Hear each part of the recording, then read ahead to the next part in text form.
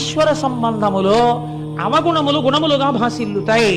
ఇది ఎవరికైనా, ఎంతటి వారికైనా. ఈ నేపథ్యంలో మీరు కేదారేశ్వరుడి యొక్క శివలింగం గురించి వినే ప్రయత్నం చేయండి, మీరు తొందరగా సమన్వయం చేసుకోగలుగుతారు.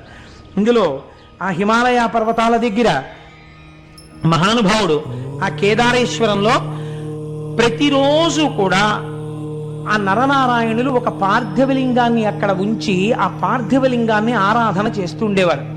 వాళ్ళు చేస్తున్నది పార్థివలింగానికి. పార్థివలింగం అంటే ఇంత మట్టితో చేసిన శివలింగం. వాళ్ళు ఇంత మట్టితో మేం చేసిన శివలింగమే కదా అని వాళ్ళు అనుకునేవారు కాదు. ఇది ఈశ్వరుడు అని నమ్మారు వాళ్ళు. అమరకోశంలో ఈశ్వర శబ్దం శివుడికి మాత్రమే వర్తిస్తుంది. అందుకని ఇది ఈశ్వరుడు, జగన్నియామకుడు, జగత్ప్రభువు అని నమ్మారు. నమ్మి నరనారాయణులు అర్చన చేస్తున్నారు.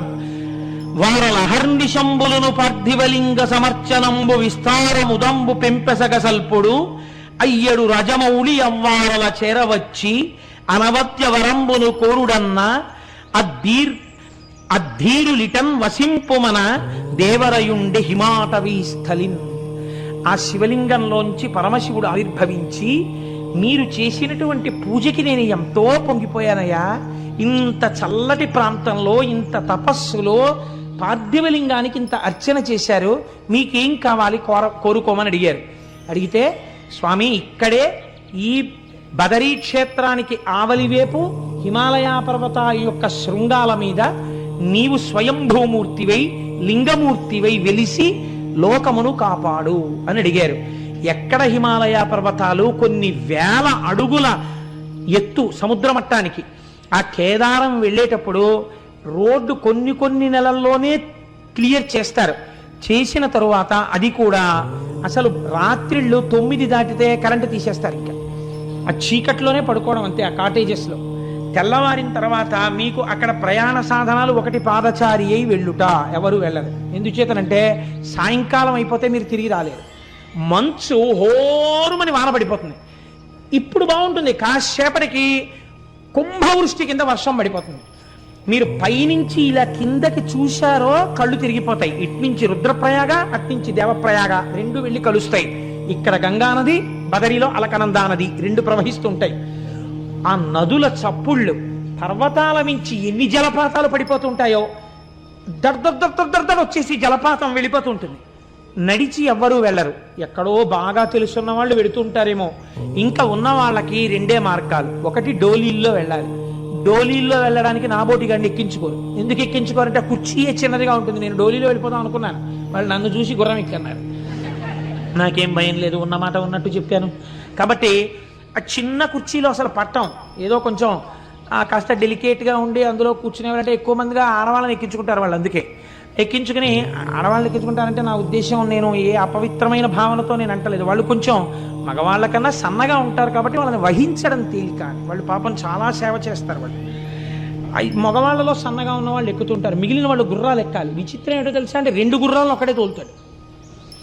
ఈ గుర్రాల మీద కూర్చుని వెళ్ళిపోతుంటే గుర్రం తిరిగేటప్పుడు ఈ అంచు దగ్గరికి వెడుతుంది.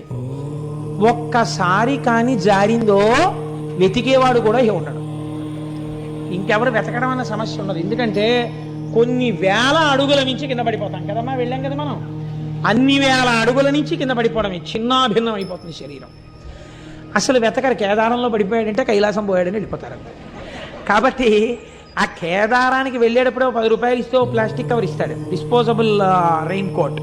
అది వేసుకుని ఆ గుర్రం ఎక్కి వెళ్ళిపోతుంది. హోర్న వాన వస్తుంది, తడిచి ముద్దయిపోవడం. దిగడానికి ఉండదు. కేదారం వెళ్ళి కేదారం నుంచి కిందకు వచ్చిన తర్వాత గుర్రం దిగిన వాడు నడుస్తుంటే అసలు వీడికి నడకొచ్చా అనిపిస్తుంది. ఇవన్నీ పుళ్ళైపోయి ఎంత నొప్పులు చేసేస్తాయో అలవాట్లేక ఆ గుర్రం మీద కదలికకి.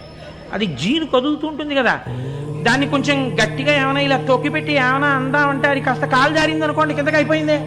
కాలుని పెడితే పెట్టింది, కిందకి దిగితే చాలని అలా కూర్చోవాలంతే. కానీ వెళ్ళి తీరవలసిన యాత్ర. ఇన్ని వేల అడుగులు పైకెక్కిన తర్వాత స్వామి దేవాలయం కనపడుతుంటుంది. పరుగున లోపలికెడితే లోపల పెద్ద అంతరాలయం. అక్కడ కేదారేశ్వరుడిగా వెలిశాడు మహానుభావుడు. కేదార శివలింగ దర్శనము చేసిన వాడికి మోక్షము కరతలామలకము అని శివమహాపురాణం నిర్ణయం చేసింది. పెద్దలు నిర్ణయం చేశారు.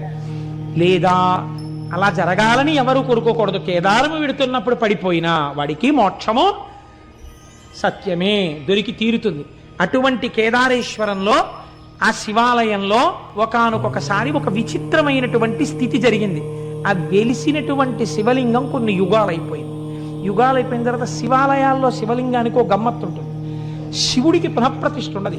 ఎందుకుండదంటే శివలింగం అలా క్షీణించిపోయి ఏదో ఇంత మొక్కు ఉందనుకోండి, అదే శివలింగం అంతే. దానికో కవచమో మట్టో తొడిగేసి అంతే అభిషేకం చేస్తారు. అంతేగాని గుణపాలెట్టి తవ్వేసి మళ్ళీ పునఃప్రతిష్టలనే ఉండవు దానికి.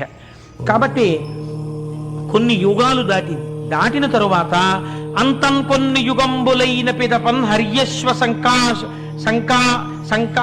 సంకాశుక కుంతీపుత్రకులల్ల లింగమును బల్కూర్మిన్ సమీపింప ఆద్యంతాతీతుడు శంభుడొక్క మహిషంబై పారుటన్ గాంచి కౌంతేయుల్ కడుభక్తిమై నుడిసిలాగన్ చిక్కెం పుచ్చం బటన్.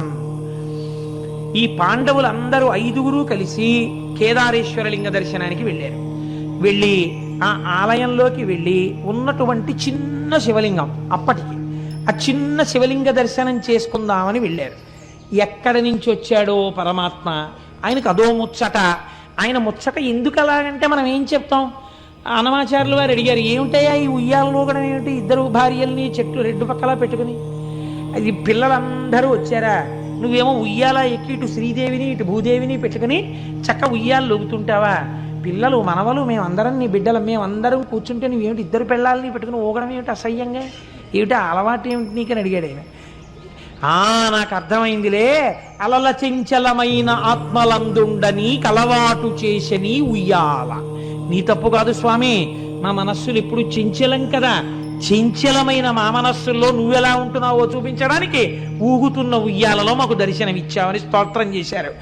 అలా ఈశ్వరుడు ఎప్పటికీ ఎలా రక్షిస్తాడో ఎలా ప్రత్యక్షమవుతాడో ఎవరికి రుక. పాండవులు ఏం చేస్తారో చూద్దాం అనుకున్నాడు. ఆయనకో ముచ్చట పుట్టింది. ముచ్చట పుట్టి ఒక చిన్న మహిషము అనగా ఓ దున్నపోతు రూపంలో పరిగెత్తాడు. అక్కడ పరిగెడితే పాండవులు గమనించారు, ఇక్కడికి మహిషం ఎందుకు వస్తుంది, ఇది ఖచ్చితంగా శంకరుడే. మీరు చూడండి, ప్రకృతి సహజంగా మనకు ఒక లక్షణం ఉంటుంది. మీరు ఏదో వెంకటాచలం వెళ్ళామనుకోండి, వెంకటాచలం వెళ్ళి సహస్రదీపాలంకార సేవ అయిపోయిన తర్వాత మీరు లేచి స్వామివారి ఆలయంలోకి వెళ్ళిపోతారని లేచి నమస్కారం చేస్తున్నారు అనుకోండి, ఎవ్వరూ లేరు, ఏదో కాకినాడ నుంచి వెళ్ళిన వాళ్ళు 100 మందో 120 మందో ఉన్నారనుకోండి. ఆ రోజు స్వామి మాడవీధుల్లో పెడుతున్నాడు అనుకోండి, మీరు వెళ్ళిపోతారేంటి రూమ్కి, మాడవీధుల్లో స్వామితో పాటు ఎడదామని వెనకాల వెళ్ళిపోతారు. వెళ్ళిపోయిన తర్వాత ఆయన వెనకాతలు ఇలా దూరంగా నించుని ఏడుకొండలవాడ గోవింద వెంకటరమణ గోవింద అంటూ పెడతారా? కాసేపటికి ఇంకో కోరిక పడుతుంది, ఒక్కసారి ఇలా పట్టుకుంటే అనిపిస్తుంది. ఇప్పుడు మీరు ఏం చేస్తారు? అవి ఇంతంత ఉంటాయి. వెళ్ళి అయ్యా ఓసారి పట్టుకుంటా ఉంటారు. వాళ్ళు అంటారు మీరు పట్టుకోలేరు అంటారు. సెక్యూరిటీ వాళ్ళు అంటారు పట్టుకోకూడదు అంటారు. అయినా మీరు ఆకలి చూపులు చూస్తున్నారు అనుకోండి, వాళ్ళ వంక ఒక్కసారి పట్టుకుందామని. పెద్ద ఎవరు లేరు పాపం, వీళ్ళు ఏదో భక్తుల్లో ఉన్నారు, అందరూ కాకినాడ నుంచి వచ్చారు, అందరూ 120 మంది మాట్లాడుకుంటూ ఒక్కసారే కదా వచ్చారు, ఫోన్లే, వాళ్ళు ఏం ప్రమాదకరులు కారు, వీళ్ళు అయ్యప్ప స్వామి వెంకటాచల వైభవం చేసిన వాళ్ళు, అందుకని స్వామి వీళ్లతో మోయించుకోవడానికే ఇవాళ మాడవీధుల్లో తిరుగుతున్నాడు అని వాళ్ళల్లో దూరి వాళ్ళు మొయ్యాలి, నువ్వెవడివి కాదనడానికి, మోయించంటాడు స్వామి. అనగానే వాళ్ళు అంటారు కనుసైగ చేస్తారు అంటారు.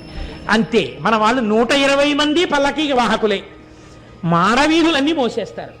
ఇది యథార్థంగా జరిగింది. మొన్న మేము వెంకటాచలంలో ఏమ్మా జరిగిందా లేదా? 120 మంది స్వామిని మోసేసి, మా ప్రసాద్ బాబు గారు అయితే ఎన్ని మాటలు, కోటేశ్వరరావు గారు వెంకటాచల వైభవం చేసినందుకు మాడవీధుల్లో స్వామిని మోసేశామండి, ఎవ్వరు లేరండి మేమేనండి, వెంకటరమణ గోవింద ఏడుకొండలవాడ గోవింద అంటూ తిరిగేశామండి అని ఎంత పొంగిపోయారో. కాబట్టి ఇప్పుడు ఏమైంది?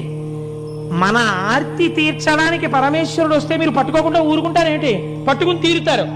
మహిష రూపంలో వెడుతున్నా అంతటా ఈశ్వర దర్శనం చేశారు పాండవులు.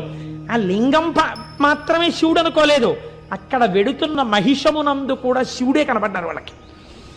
ఇక్కడ పాదాలు పట్టుకోవడం కాదురా, మేం మహారాజులం, చక్రవర్తులం, కురుక్షేత్ర యుద్ధం చేసిన వాళ్ళం, తెగటార్చగలిగిన వాళ్ళం, కొన్ని కోట్ల మంది అని అహంకరించడం కాదు. నా స్వామి దున్నపోతు రూపంలో వెళ్ళిపోతున్న ఇది శివుడే. అంతటా శివుణ్ణి చూడడం, కేదారంలో శివుణ్ణి చూశాకొచ్చింది వాళ్ళకి. కాబట్టి ఇప్పుడు దీని కాళ్ళు అట్టుకోవాలని ఆ మహిషం దగ్గరికి వెళ్ళారు. కాళ్ళు అందలేదు, ఏమంది, ఇది తోక అందింది. వాళ్ళు చాలు మా స్వామి తోకందిందని గబగబ గబగబా ఈశ్వర స్వరూపంగా తోక పట్టుకున్నారు. వాళ్ళ భక్తికి మెచ్చుకున్నవాడై ఈశ్వరుడు తన పృచ్ఛభాగాన్ని అక్కడ విడిచిపెట్టి దాన్ని శివలింగంగా మార్చేశాడు. అదే ఇప్పుడు మనందరం దర్శనం చేస్తున్నటువంటి కేదారలింగం. కాబట్టి కేదారం వెళ్ళొచ్చాను అన్నవాడికి ఏం కనపడాలి? కనీసం అంతటా శివుణ్ణి చూడడం అభ్యాసంలోకి రావాలి. అంత పరమపావనమైనటువంటి క్షేత్రం కేదార క్షేత్రం. అక్కడే మనం ఎక్కుతున్నప్పుడే దూరంగా కైలాస దర్శనం అవుతుంటుంది. అదిగో కైలాసం కనపడుతోంది చూడండి అంటారు. ఆ మంచుకొండ చాలా విచిత్రంగా కైలాసంలాగే భాషిస్తూ ఉంటుంది. నిజంగా వర్షం ఆగి సూర్యకిరణాలు పడుతుంటే ఎంత అందంగా ఉంటుందో. నిజంగా కైలాసానికి సమీపానికి వెళ్ళి వచ్చినట్టే. కొందరేం నమ్ముతారంటే శంకర భగవత్పాదాచార్య స్వామి వారు అక్కడే తన సత్యదండాన్ని విడిచిపెట్టేశారు అని నమ్ముతారు. అక్కడ ఒక పెద్ద శంకరుల సత్యదండం యొక్క ఫోటో ఉంటుంది. అక్కడే ఒక చిన్న ఆలయం కూడా ఉంటుంది. కాబట్టి కేదారము అంత గొప్ప క్షేత్రము.